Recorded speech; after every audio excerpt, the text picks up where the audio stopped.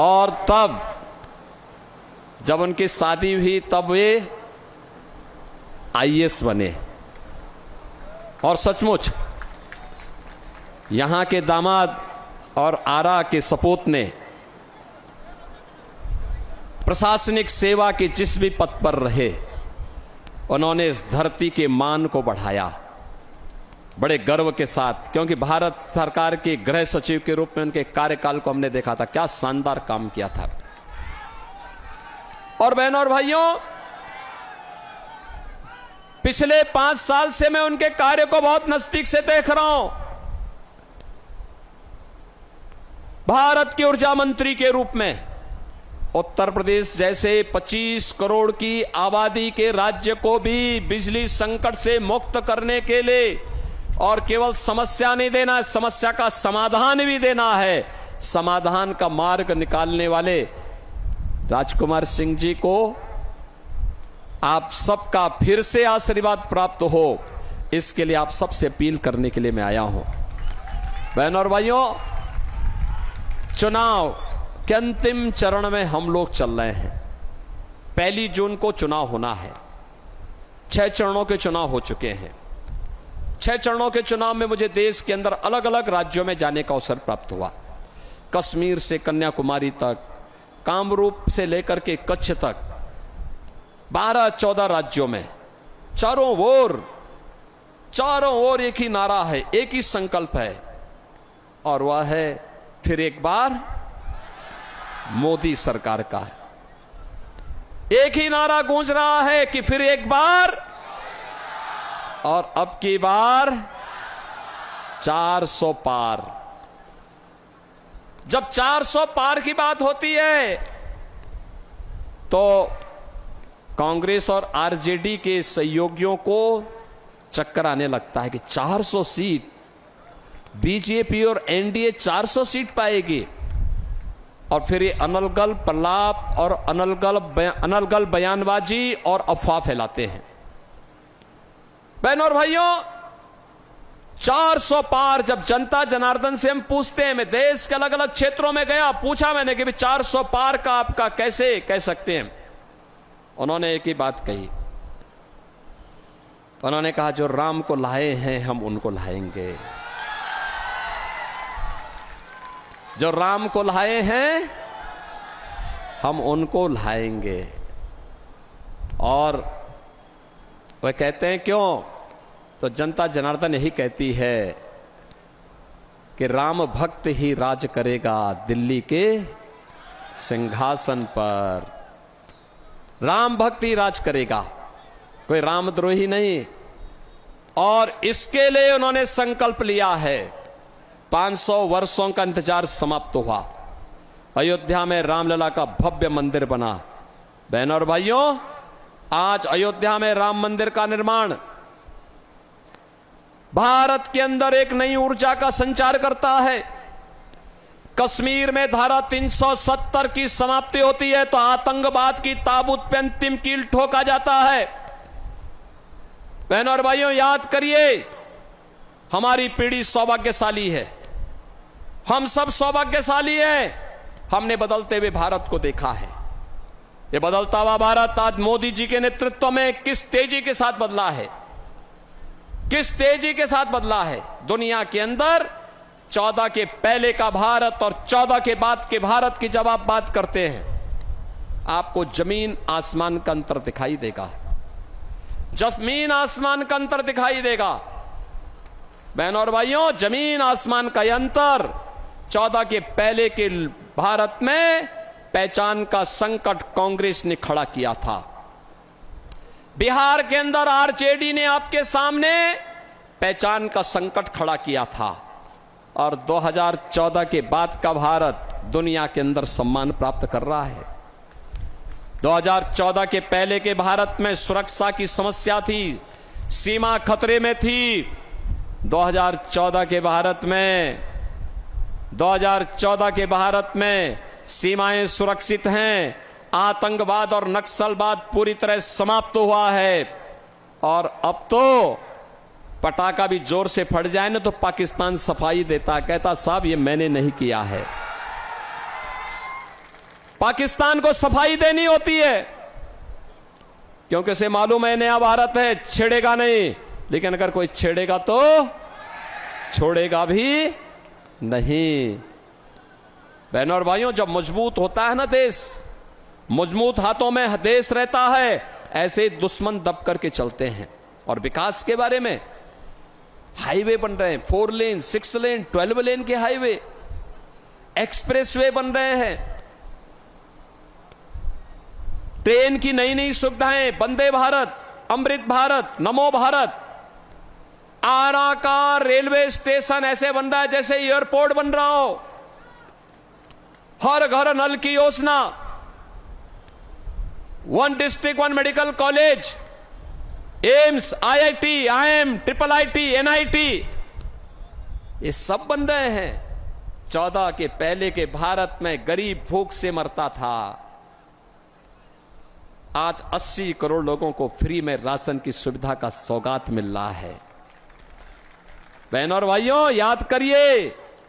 और मैं कहता हूं उन लोगों को जो आज के समय में अपनी विफलता को छुपाने के लिए पाकिस्तान का राग अलाप रहे हैं, वे कृपया पाकिस्तान का राग अलापे नहीं, वे भारत का बोझ कम कर दें। पाकिस्तान में जाएं। हिंदुस्तान तो 80 करोड़ लोगों को फ्री में राशन दे रहा है, और पाकिस्तान में कुल 23 करोड़ की आबादी भूखों मर रही है। वहां इन लोगों को भीख भी नहीं कोई देने वाला है।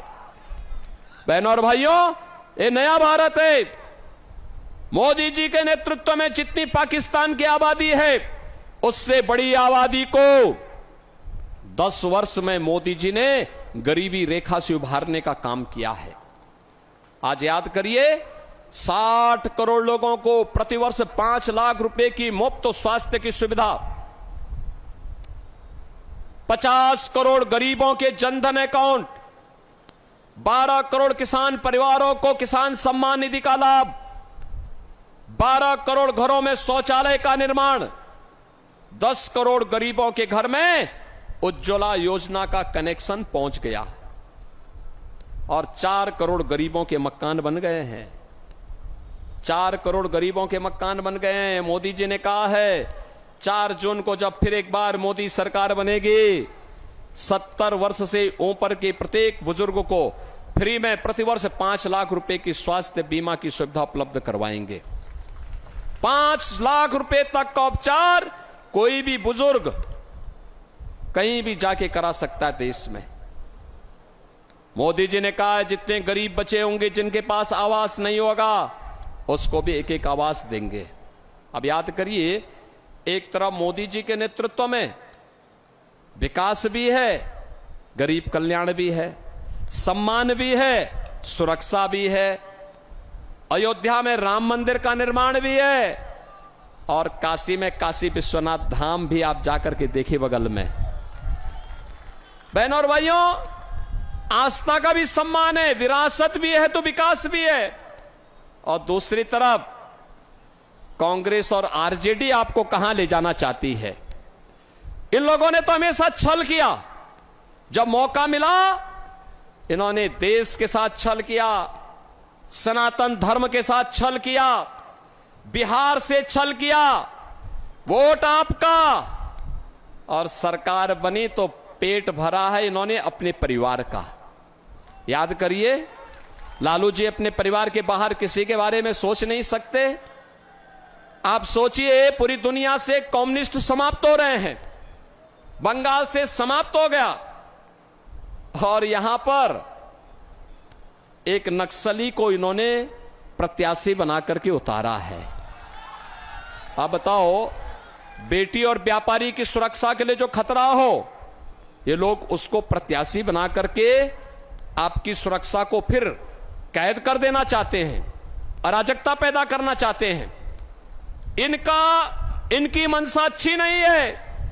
इनकी घोषणा पत्र को अगर आप देखेंगे तो इंडी गठबंधन का घोषणा पत्र इतना खतरनाक है। कहते हैं आएंगे पर्सनल लॉ लागू करेंगे। पर्सनल लॉ का मतलब जानते हैं आप? पर्सनल लॉ का मतलब बेटी स्कूल नहीं जा पाएगी, महिलाएं बाजार और ऑफिस नहीं जा पाएंगी, बुर्का पहन करके घर में दुपकना पड़ेगा, और 3 तलाक की कुप्रथा को ये फिर से देश में लागू करेंगे। आधी आबादी का विरोध कर रहे हैं ये कांग्रेस और आरजेडी के लोग। बहनों और भाइयों, भारतीय जनता पार्टी इस घोषणा को करती है कि भारत चलेगा बाबा साहब भीमराव अंबेडकर के द्वारा बनाए गए संविधान से। भारत के अंदर कोई शरीयत का कानून लागू नहीं हो पाएगा। बहनों और भाइयों, इनके द्वारा क्या किया जा रहा है? कहा जा रहा है कि सत्ता में आएंगे तो लालू जी ने तो कहा है कि ओबीसी का जितना भी आरक्षण है ये सब आरक्षण हम मुसलमानों को दे देंगे। क्या आप इससे सहमत हैं? क्या हिंदुओं का आरक्षण काट करके अनुसूचित जाति, पिछड़ी जाति और अनुसूचित जनजाति का आरक्षण काट करके आप किसी को दे देंगे क्या? बाबा साहब भीमराव अंबेडकर ने कहा था कि धर्म के आधार पर आरक्षण नहीं हो सकता।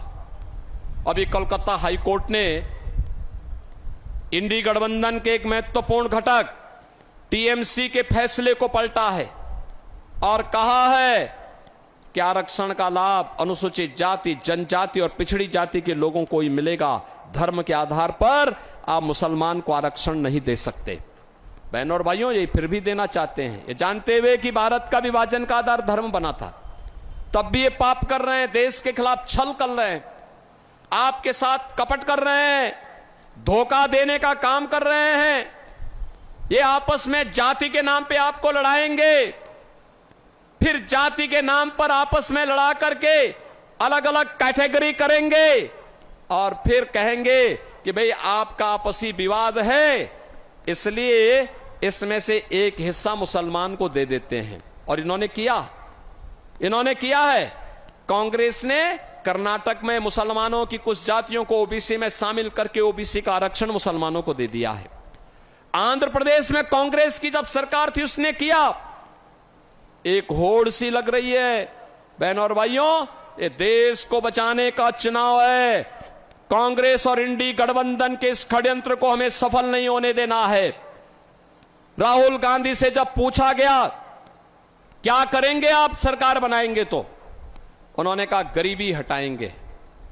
एक पत्रकार ने पूछा गरीबी तो आपकी दादी भी हटा रही थी, वो बेचारी हटाती हटाती चली गई, तो उन्होंने कहा हाँ मैं एक झटके में हटा दूंगा। याद करिए 1970 में श्रीमती इंदिरा गांधी जी ने गरीबी हटाओ का नारा दिया था। गरीबी तो हटी नहीं, लेकिन नारा 54 वर्ष के बाद भी उनका नाती वही नारा लगा रहा है, गरीबी हटाएंगे। पत्रकार ने कहा कैसे हटाएंगे बताओ, तो उन्होंने कहा संपत्ति का सर्वे करवाएंगे, एक्सरे कराएंगे और एक्सरे करा करके फिर विरासत टैक्स लगाएंगे। अब आप मुझे बताओ, संपत्ति आपकी, आपके पूर्वजों ने दी, आपके ग्रैंडफादर ने, आपके फादर ने, आपकी मां ने, आपके किसी ब्लड रिलेशन से संपत्ति आपके पास आई, विरासत के रूप में आपके पास आई। कांग्रेस कहती है उसमें हम विरासत टैक्स लगाएंगे। ये विरासत टैक्स का मतलब जानते हैं आप क्या है? विरासत टैक्स का मतलब है आधी संपत्ति कांग्रेस के लोग और आरजेडी को लोग ले लेंगे और फिर लेने के बाद अफगानिस्तान, पाकिस्तान और बांग्लादेश से जो घुसपैठी आए हैं, रोहिंग्या आए हैं, इन लोगों में उस संपत्ति को बांट देंगे। जैसे आपके पिताजी ने, आपके दादा ने, बाबा ने कोई 4 कमरे का मकान बनाया है, आज अगर वे नहीं मकान आपके नाम पे आ गया, ये विरासत टैक्स लगाएंगे और कहेंगे 2 कमरे आपके पास रहेंगे, 2 कमरे किसी बाहरी मुसलमान को दे देंगे। क्या आप इसको स्वीकार करेंगे? क्या स्वीकार करेंगे? क्या आरा इसको स्वीकार करेगा क्या?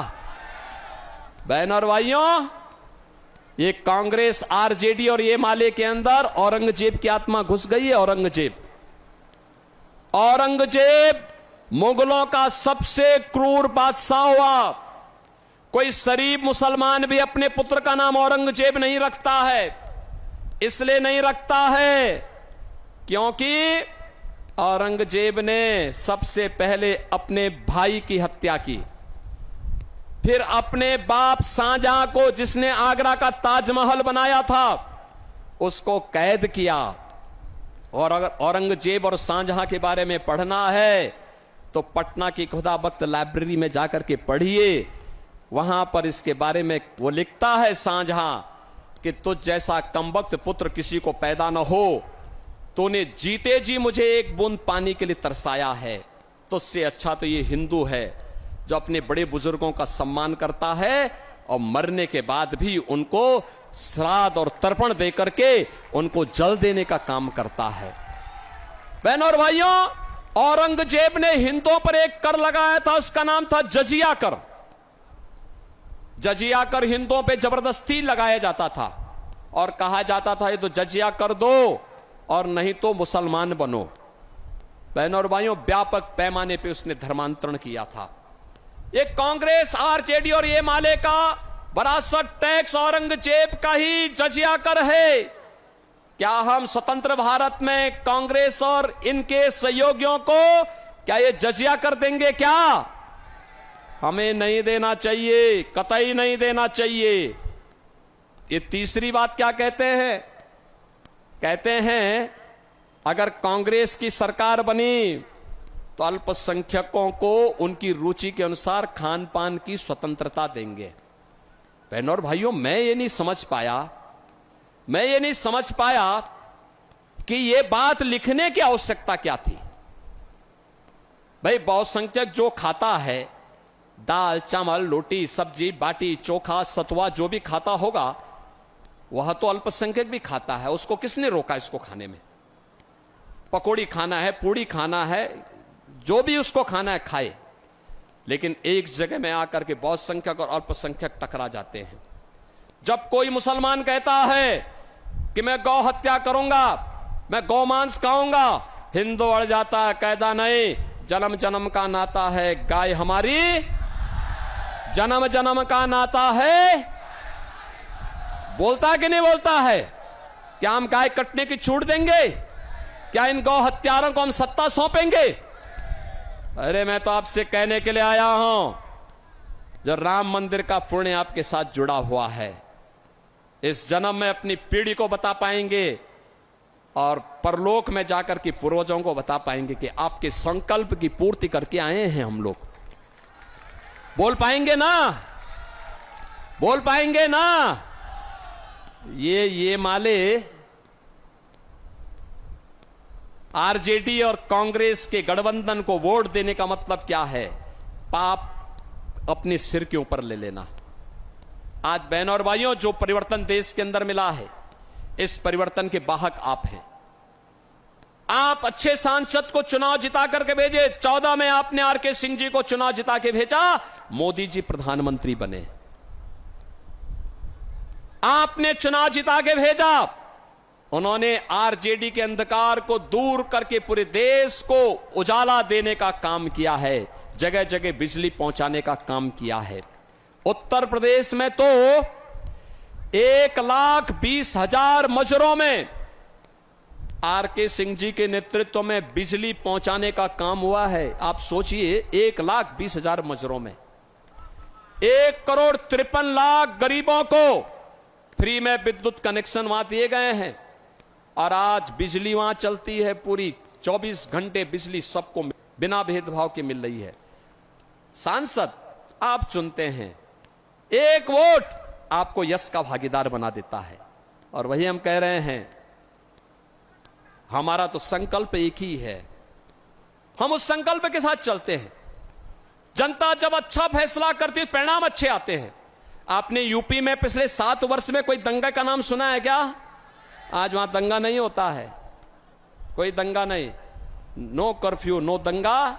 यूपी में है सब चंगा, एकदम साफ सुथरा है, क्योंकि हमने भगवान राम के संकल्प को अपने जीवन का हिस्सा बनाया। हमने कहा निस्सरहीन करो मई भुज उठाए प्रणकीन। हमने तय किया, ये जितने भी आतंकवादी थे, जितने नक्सलवादी थे, जितने बड़े बड़े माफिया थे, हमने कहा एक तरफ भगवान राम अयोध्या में विराजमान होंगे, दूसरी तरफ इन सब की राम नाम सत्य की यात्रा भी निकलेगी। आपने देखा होगा ना, अब तो यूपी में सब स्वाहा हो गया है, समाप्त। अब यूपी में कोई रंगदारी नहीं लेता, बेटी और व्यापारी के लिए कोई खतरा नहीं बनता है, और जो बनता है ना तो अगले चौराहे पर यमराज उसको वहीं से उठा के लेके चला जाता है। वहीं से राम नाम सत्य है। अब तो बड़े बड़े माफिया गले में तख्ती टांग करके चलते हैं, कहते हैं साहब एक बार जान बकस दो, मैं ठेली लगा करके पेट भर दूंगा, अपराध नहीं करूंगा। और यहां पे आरजेडी और कांग्रेस का ये गठबंधन इन नक्सलियों को आपकी सुरक्षा पे सेंध लगाने के लिए फिर से भेज रहा है। इसको पनपने मत देना, कतई पनपने मत देना, कतई आगे मत बढ़ने देना। और बढ़ारा के लोगों की तो ये जिम्मेदारी बनती है, बहुत बड़ी जिम्मेदारी है आपकी। जिम्मेदारी दोनों तरीके से, अच्छा सांसद के नाते तो है ही, लेकिन अपने दामाद को चुन करके आप भेजेंगे तो कौन ऐसा व्यक्ति होगा जिसको उसमें खुशी ना होती हो। और इसलिए रिकॉर्ड वोटों से चुनाव जिता करके आरके सिंह यहां से जाने चाहिए। जीतेंगे, जीतेंगे भारी बहुमत से, भारी बहुमत से, लेकिन रिकॉर्ड वोट से जीतने चाहिए। इतना विकास का मायने तभी होगा, कृतज्ञता ज्ञापित दोनों। आपने पिछला वोट दिया तो उन्होंने विकास कराया, उससे पहले वे आपके पास आए होंगे, यही कह के आए होंगे ना कि भाई मैं यहां का दामाद हूं, यही बोला होगा ना उन्होंने, क्योंकि एक अधिकारी के रूप में तो कुछ कर नहीं पाए होंगे, क्योंकि उससे पहले तो आपका उन पे पहले से ही आपने उन पर पहले ही कृपा कर दी थी कि आपने यहां की बेटी बिहाई गई तो आईएएस बन गए, उनकी तरक्की होने लग गई। अब 20 साल की उम्र में जब लड़का पढ़ता है, बीए कर रहे थे, आईपीएस बन गए, और फिर आईएएस में आ गए, फिर बिहार के भी गृह सचिव, भारत सरकार के भी गृह सचिव बने, और फिर एक बहुत ब्राइट कैरियर के साथ कार्य करते करते करते आज भारत सरकार की ऊर्जा मंत्री के रूप में भी एक ऐसे मंत्री बिना रुके, बिना डिगे, बिना झुके मोदी जी के अभियान को, उनके मिशन को, उनके विजन को पूरे देश के अंदर लागू करने का काम कर रहे हैं। नाम देश का भी हो रहा है, बिहार का भी हो रहा है, और आरा का भी नाम हो रहा है। और इसलिए बहनों और भाइयों, मैं आप सबसे अपील यही करने के लिए आया हूं, रिकॉर्ड वोटों से आरके सिंह जी जीतेंगे। क्या आप लोग इसकी जिम्मेदारी लेंगे? आप सभी लोग लेंगे? 3 दिन चुनाव के बचे हैं, इन 3 दिन का उपयोग कैसे करेंगे? कैसे करेंगे? 3 दिन का समय है, 3 दिन में मेरे 2 बातें मानेंगे? मैं आया हूं 2 बात करने के लिए। पहली बात, आप में से कितने लोग हैं जो अगला 3 दिन देश के लिए देने जा रहे हैं? कितने लोग हैं? पीछे के लोग भी देखो भाई, जहां तक मेरी आवाज पहुंच रही है, दोनों हाथ पा करके, इधर के लोग भी भाई, इधर के कितने लोग 3 दिन देश के लिए कौन देगा? देंगे आप? आपको मैं एक जिम्मेदारी दे रहा हूं, अगले 3 दिन आप में से हर व्यक्ति को 10-10 घरों में जाना है, 10-10 घरों में जाना है। 10 घरों में इसलिए जाना है, कहना साहब आत्मनिर्भर और विकसित भारत के लिए विकसित बिहार भी चाहिए, और विकसित बिहार तभी होगा जब आरके सिंह जी जैसा कोई सांसद और जनप्रतिनिधि चुन करके जाएगा। 10-10 परिवार का मतलब 3 दिन में 30 घर, 30 घर का मतलब 150 मतदाता। 150 मतदाताओं के साथ आपको अगले 3 दिन में संपर्क करना है, प्रत्येक व्यक्ति को। करेंगे? और दूसरा, 1 जून को सुबह 7 बजे से मतदान शुरू होगा। 7 बजे ही बजते ही उन सभी मतदाताओं को, जब आप 5 बजे उठेंगे तब 7 बजे उनको लेकर के मतदान केंद्र में जा पाएंगे। 7 बजते ही उनको मतदान केंद्र में ले जाकर के मतदान करा देना है। कराएंगे? करा पाएंगे? सभी लोग करा पाएंगे? पीछे, इधर, उधर, पीछे सब लोग बोलो भाई, पीछे क्यों पे आप लोग इतने क्यों वो हो? अरे अब आपसे आर.के. सिंह जी दहेज के नाम पे कुछ नहीं मांगने वाले हैं। अब वोट केवल मांग रहे हैं और मैं मांग रहा हूं वोट, तो मैं आया हूं आपसे मांगने के लिए। देंगे सभी लोग? मैं आश्वस्त होकर के जाऊं ना, मोदी जी को बताऊं ना कि आरा के लोग रिकॉर्ड वोटों से आर.के. सिंह जी को जिता के भेजेंगे।